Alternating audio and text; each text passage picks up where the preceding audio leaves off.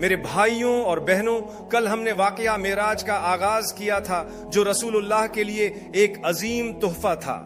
یہ واقعہ اس وقت پیش آیا جب رسول اللہ کو عام الحزن یعنی غم کے سال کا سامنا کرنا پڑا۔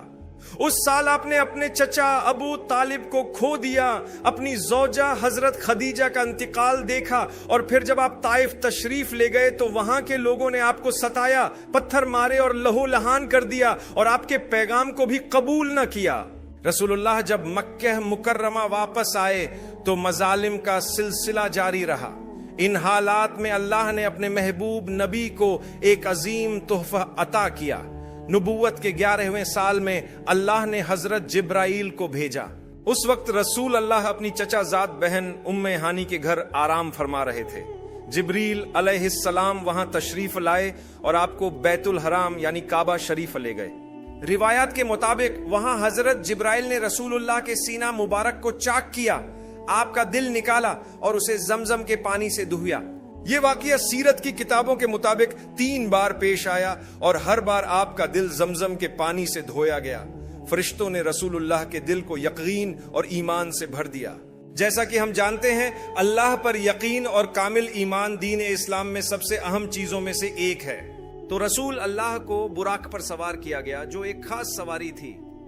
براق ایک ایسا جانور تھا جو نہ کھچر تھا اور نہ ہی گدھا، بلکہ ایک سفید رنگ کا جانور تھا۔ یہ براق رسول اللہ کو مکہ سے بیت المقدس لے گیا۔ یہ سفر بہت تیزی سے مکمل ہوا، لیکن راستے میں رسول اللہ نے ہر چیز کو دیکھا۔ جب رسول اللہ بیت المقدس پہنچے تو وہاں آپ کی ملاقات کچھ انبیاء سے ہوئی۔ ان میں عیسیٰ علیہ السلام، موسیٰ علیہ السلام اور ابراہیم علیہ السلام شامل تھے۔ یہ وہ انبیاء تھے جن سے رسول اللہ نے ملاقات کی۔ اللہ تعالیٰ نے رسول اللہ کو مسجد اقصی میں ان انبیاء کے نماز کی امامت کرنے کا حکم دیا۔ رسول اللہ نے وہاں 2 رکعت نماز پڑھائی اور آپ سب کے امام تھے۔ نماز کے بعد رسول اللہ کو آسمانوں کی طرف لے جایا گیا۔ ہم مسلمان یہ یقین رکھتے ہیں کہ عیسیٰ علیہ السلام کو اللہ تعالیٰ نے جسم اور روح کے ساتھ زندہ آسمانوں کی طرف اٹھا لیا تھا، اس سے پہلے کہ انہیں صلیب پر چڑھایا جاتا یا شہید کیا جاتا۔ ہمارا عقیدہ ہے کہ انہیں نہ مصلوب کیا گیا اور نہ ہی شہید کیا گیا، بلکہ اللہ نے انہیں بچا کر آسمانوں کی طرف اٹھا لیا۔ اس وقت عیسیٰ علیہ السلام آسمانوں میں موجود ہیں اور قیامت سے پہلے وہ دوبارہ زمین پر واپس آئیں گے۔ تو جیسے اللہ پہلے یہ معجزہ عیسیٰ علیہ السلام کے لیے کر سکتا ہے، ویسے ہی اپنے نبی کے لیے بھی یہ معجزہ کر سکتا ہے۔ اللہ کے لیے کچھ بھی ناممکن نہیں ہے۔ یہاں یہ دوبارہ ہوا، اس بار نبی کریم صلی اللہ علیہ وسلم کو جبرائیل علیہ السلام کے ساتھ آسمانوں کی طرف لے جایا گیا۔ جب آپ پہلے آسمان پر پہنچے تو دروازہ کھولنے سے پہلے ایک فرشتے نے پوچھا، کون ہے؟ جبریل علیہ السلام نے کہا، میں جبریل ہوں۔ فرشتے نے پوچھا، تمہارے ساتھ کون ہے؟ جبریل علیہ السلام نے جواب دیا، آپ صلی اللہ علیہ وسلم میرے ساتھ ہیں۔ پھر دروازہ کھول دیا گیا اور رسول اللہ پہلے آسمان پر داخل ہوئے، جہاں آپ کی ملاقات آدم علیہ السلام سے ہوئی۔ آدم علیہ السلام تمام انسانوں کے والد ہیں اور اللہ کے پہلے نبی ہیں جو اپنی اولاد کو نیکی اور بدی کی تعلیم دینے کے لیے بھیجے گئے تھے۔ انہوں نے رسول اللہ کا استقبال کیا۔ دوسرے آسمان پر پہنچنے پر وہی سوال کیا گیا اور انہیں دوبارہ داخل ہونے کی اجازت ملی۔ وہاں انہوں نے 2 شخصیتوں سے ملاقات کی۔ یہ دونوں اللہ کے نبی تھے۔ ایک عیسیٰ علیہ السلام تھے، اور جیسا کہ ہم جانتے ہیں عیسیٰ علیہ السلام زندہ ہیں اور انہیں زندہ حالت میں اٹھایا گیا تھا، اس لیے ہم یقین رکھتے ہیں کہ وہ فوت نہیں ہوئے۔ ان کے ساتھ یحییٰ علیہ السلام بھی موجود تھے۔ اس کے بعد رسول اللہ تیسرے آسمان پر پہنچے۔ وہاں بھی انہیں خوش آمدید کہا گیا، مبارکباد دی گئی اور آگے بڑھنے کی اجازت ملی۔ تیسرے آسمان پر یوسف علیہ السلام سے ملاقات ہوئی، جو اللہ کے سب سے خوبصورت نبیوں میں سے ایک تھے۔ حدیث میں آتا ہے کہ انہیں آدھی دنیا کی خوبصورتی عطا کی گئی تھی، باقی آدھی خوبصورتی تمام انسانوں میں تقسیم کی گئی۔ اللہ ہمیں بھلائی عطا فرمائے اور ہمیں ان لوگوں میں شامل کرے جو اپنی شکل و صورت پر اللہ کا شکر ادا کرتے ہیں۔ میں نے پہلے بھی کہا ہے کہ ہماری شکل و صورت جیسی بھی ہے یہ اللہ کا انتخاب ہے، ہم نے اس کے لیے درخواست نہیں دی، اسی لیے پریشان نہ ہو۔ ہر ایک میں کوئی نہ کوئی خامی ہوتی ہے، کسی کا کندھا تھوڑا نیچے ہوتا ہے، کسی کی ناک تھوڑی سی ٹیڑھی ہوتی ہے، ایک آنکھ بڑی یا چھوٹی ہو سکتی ہے، اس کی پرواہ نہ کریں۔ اگر آپ اس کے بارے میں بہت زیادہ سوچیں گے تو آپ اللہ کی ناشکری میں مبتلا ہو جائیں گے۔ ہمیں اللہ کے فیصلوں پر راضی رہنا چاہیے اور یہی چیز آپ کو دوسروں سے خاص بناتی ہے۔ پھر آپ اگلے آسمان کی طرف روانہ ہوئے، وہاں ایک اور اللہ کے نبی ادریس علیہ السلام موجود تھے۔ انہوں نے رسول اللہ اور جبرائیل علیہ السلام کا استقبال کیا۔ اسی طرح وہ آسمانوں پر آگے بڑھتے رہے۔ ہر مرتبہ ان سے پوچھا گیا کون ہے؟ جواب آتا جبرائیل۔ آپ کے ساتھ کون ہے؟ محمد صلی اللہ علیہ وسلم۔ پھر دروازے کھل جاتے اور وہ اگلے آسمان پر چلے جاتے۔ 5ویں آسمان پر ہارون علیہ السلام سے ملاقات ہوئی۔ انہوں نے رسول اللہ کا پرتپاک استقبال کیا۔ اس کے بعد 6 آسمان پر موسیٰ علیہ السلام سے ملاقات ہوئی، جنہوں نے بہت سی آزمائشوں کا سامنا کیا تھا۔ موسیٰ علیہ السلام رسول اللہ کو دیکھ کر بہت خوش ہوئے، اور پھر آپ اگلے آسمان کی طرف بڑھے جہاں آپ کی ملاقات ابراہیم علیہ السلام سے ہوئی۔ یہ 7واں آسمان تھا۔ ابراہیم علیہ السلام سب سے بلند درجے پر تھے۔ وہ انبیاء کے والد ہیں، انبیاء جو ان کے بعد آئے، جن میں رسول اللہ بھی شامل ہیں۔ جب آپ کی ملاقات ہوئی انہوں نے آپ کا استقبال کیا۔ وہاں آپ نے بیت المعمور دیکھا جو فرشتوں کے لیے عبادت کی ایک جگہ ہے۔ روایت کے مطابق ہر روز 70,000 فرشتے اس عبادت گاہ میں داخل ہوتے ہیں، جو خانہ کعبہ کے بالکل اوپر 7ویں آسمان کے بھی اوپر ہے۔ جو فرشتہ ایک بار داخل ہوتا ہے وہ قیامت تک پھر دوبارہ کبھی داخل نہیں ہو سکتا، بلکہ ہر دن نئے فرشتے داخل ہوتے ہیں، اور یہ سلسلہ قیامت تک جاری رہے گا۔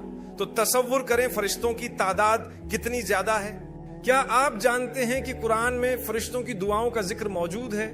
فرشتے اللہ سے مومنوں کے لیے بخشش طلب کرتے ہیں۔ وہ ان لوگوں کے لیے مغفرت کی دعا کرتے ہیں جو توبہ کرتے ہیں، اور وہ زمین والوں کے لیے دعاگو رہتے ہیں۔ فرشتے اپنے رب سے اپنے لیے مغفرت مانگتے ہیں اور زمین پر موجود لوگوں کے لیے بھی بخشش کی دعا کرتے ہیں۔ دیکھیں کہ ہم کتنے خوش نصیب ہیں کہ جب ہم اللہ کی قربت حاصل کرنے کے لیے بیٹھتے ہیں تو فرشتے ہمیں گھیر لیتے ہیں، اللہ کی برکتیں ہم پر نازل ہوتی ہیں، اور فرشتے ہمارے لیے دعا کرتے ہیں اور مغفرت مانگتے ہیں۔ آگے بڑھنے سے پہلے میں آپ کو بتانا چاہتا ہوں کہ مکہ مکرمہ سے بیت المقدس تک کا سفر، جسے اسراء کہا جاتا ہے، اس کے بارے میں قرآن میں ایک پوری سورت موجود ہے۔ اس سورت میں اللہ فرماتا ہے، پاک ہے وہ ذات جو اپنے بندے کو راتوں رات سفر پر لے گئی، مکہ مکرمہ سے بیت المقدس تک، اس جگہ تک جس کے آس پاس ہم نے برکت رکھی تاکہ ہم اپنے بندے کو اپنی نشانیوں میں سے کچھ دکھائیں۔ یہ اللہ کی ایک بڑی نشانی ہے جسے آج کے دور میں جھٹلایا نہیں جا سکتا، کیونکہ ہم جانتے ہیں کہ آج دنیا کے کسی بھی کونے تک کچھ گھنٹوں میں پہنچا جا سکتا ہے۔ یقیناً اللہ کے لیے کچھ بھی ناممکن نہیں۔ ہم پہلے ہی عیسیٰ علیہ السلام کا ذکر کر چکے ہیں کہ آپ آسمانوں پر تشریف لے گئے اور وہاں موجود ہیں۔ فرق یہ ہے کہ رسول اللہ واپس آئے تاکہ ہمیں بتا سکیں۔ آپ واپس آئے اور ہمیں بتایا کہ کیا ہوا۔ یہ واقعہ معراج کے نام سے جانا جاتا ہے۔ معراج کے سفر میں رسول اللہ کو آسمانوں پر لے جایا گیا اللہ کی قدرت سے۔ یہ سب کیسے ہوا؟ اس کا مکمل علم ہمیں قیامت کے دن ملے گا، لیکن ہم اس پر یقین رکھتے ہیں۔ اللہ ہمیں ایمان پر قائم رکھے۔ پھر رسول اللہ کو مزید بلند مقام پر لے جایا گیا، جہاں آپ نے اللہ تعالیٰ سے بات کی۔ آپ نے اپنے رب سے براہ راست کلام فرمایا۔ یہ ملاقات 7ویں آسمان کے اوپر ہوئی۔ 7ویں آسمان کے آخر میں ایک بہت بڑا درخت ہے جسے سدرۃ المنتہا کہا جاتا ہے۔ یہ آخری حد ہے۔ رسول اللہ نے فرمایا کہ اس درخت کے پھل اور پتے ہاتھی کے کانوں کی طرح بڑے ہیں۔ یہ اتنا بڑا درخت ہے کہ اس کی ابتدا اور انتہا نظر نہیں آتی۔ اس کے بعد ایک جگہ ہے جسے بیت المعمور کہا جاتا ہے، جس کا ذکر ہم نے کچھ دیر پہلے کیا تھا۔ یہ وہ مقام ہے جہاں فرشتے اللہ کی عبادت کرتے ہیں اور لگاتار آتے جاتے رہتے ہیں، اور یہ وہ وقت تھا جب رسول اللہ کو اللہ کی طرف سے ایک عظیم تحفہ دیا گیا، اور وہ تحفہ کیا تھا؟ وہ تحفہ تھا نماز۔ نماز جو ہم دن میں 5 بار پڑھتے ہیں۔ اللہ نے فرمایا کہ تمہارے امتیوں کو دن میں 50 بار نماز پڑھنی چاہیے۔ یہ نماز اللہ کی طرف سے رسول اللہ کے لیے ایک تحفہ تھی۔ جب رسول اللہ واپس تشریف لا رہے تھے تو موسیٰ علیہ السلام نے فوراً پوچھا، تو رسول اللہ نے فرمایا میں نے اللہ سے بات کی اور مجھے 50 نمازوں کا تحفہ دیا گیا۔ موسیٰ علیہ السلام نے کہا واپس جائیے اور کم کروائیے، کیونکہ آپ کی امت 50 نمازیں روزانہ نہیں ادا کر سکے گی۔ تو رسول اللہ دوبارہ واپس گئے اور اللہ نے تعداد کم کر کے 45 کر دی۔ جب رسول اللہ واپس آ رہے تھے تو موسیٰ علیہ السلام نے دوبارہ کہا واپس جائیے، 45 بھی زیادہ ہیں۔ اس طرح ہر بار نمازوں کی تعداد 5 کم ہوتی گئی، یہاں تک کہ یہ 5 پر رک گئی۔ اللہ نے فرمایا کہ جو 5 نمازیں صحیح طریقے سے پڑھے گا اسے 50 نمازوں کے برابر اجر ملے گا۔ جب بھی میں یہ حدیث پڑھتا ہوں میں ایک بات سوچتا ہوں، اگر وہاں ہم ہوتے تو شاید ہم مزید کمی کی درخواست کر دیتے، شاید دن میں 1 نماز یا سال میں 5 نمازیں مانگ لیتے۔ ہم اتنے سست ہیں کہ جو 5 نمازیں ادا کرتے ہیں انہیں بھی لاپرواہی سے ادا کرتے ہیں۔ اگر 50 نمازیں ہوتی تو کیا حال ہوتا؟ یہ تو نماز کا تحفہ تھا، اور حدیث میں آگے فرمایا گیا ہے کہ جو کوئی نیکی کرے گا اسے 10 گنا زیادہ ثواب ملے گا۔ اور اسی موقع پر رسول اللہ کو ایک ایسی بات بتائی گئی جسے سن کر آنکھوں میں آنسو آ جاتے ہیں۔ جو کوئی نیکی کا ارادہ کرے اور اسے انجام دے اسے 10 گنا ثواب دیا جائے گا، اور جو نیکی کا ارادہ کرے لیکن کسی وجہ سے اسے پورا نہ کر سکے تو اسے بھی ایک نیکی کا اجر ملے گا، لیکن جو کوئی برائی کا ارادہ کرے اور اسے انجام نہ دے تو اس پر کوئی گناہ نہیں ہوگا اور نہ ہی کوئی اجر ملے گا۔ یہ وہ تحفہ تھا جو اس عظیم موقع پر دیا گیا جب اللہ نے اپنے حبیب سے کلام فرمایا۔ اللہ ہمیں اس عظیم نعمت سے نوازے کہ ہم اللہ کا دیدار جنت میں کریں، کیونکہ اللہ کا دیدار جنت میں داخل ہونے والوں کے لیے ایک خاص تحفہ ہے۔ جنت میں داخل ہونے والوں کو ہر وہ چیز دی جائے گی جس کی وہ خواہش کریں گے، اور اس کے علاوہ بھی اللہ فرمائے گا کہ کیا تمہیں ہر وہ چیز ملی جس کی تم خواہش رکھتے تھے؟ ہم سب کہیں گے الحمدللہ۔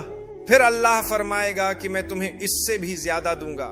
اللہ فرماتا ہے کہ جو نیکی کریں گے انہیں بہترین جزا ملے گی اور مزید عنایت فرمائی جائے گی۔ یہ مزید کیا ہے؟ اللہ اپنے اور بندے کے بیچ پردہ ہٹا دے گا اور وہ پہلی بار اللہ کو دیکھ سکیں گے۔ یہ سب سے بڑی نعمت ہوگی جو اللہ کی مخلوقات کو دی جائے گی۔ اللہ ہمیں بھی ان خوش نصیبوں میں شامل فرمائے۔ آج ہم خوبصورت چیزوں کو دیکھ کر متاثر ہوتے ہیں، جیسے گاڑیاں، مکانات اور خوبصورت مناظر، لیکن ذرا تصور کریں ان سب کا خالق کتنا حسین ہوگا۔ جب رسول اللہ واپس آئے تو آپ اسی رات اپنے بستر پر موجود تھے، اور وہ بستر ابھی تک گرم تھا، یعنی ابھی صبح نہیں ہوئی تھی۔ رسول اللہ نے اپنے قریب موجود صحابہ کو واقعہ سنایا اور انہوں نے فوراً تصدیق کی، کیونکہ وہ جانتے تھے کہ آپ اللہ کے سچے رسول ہیں۔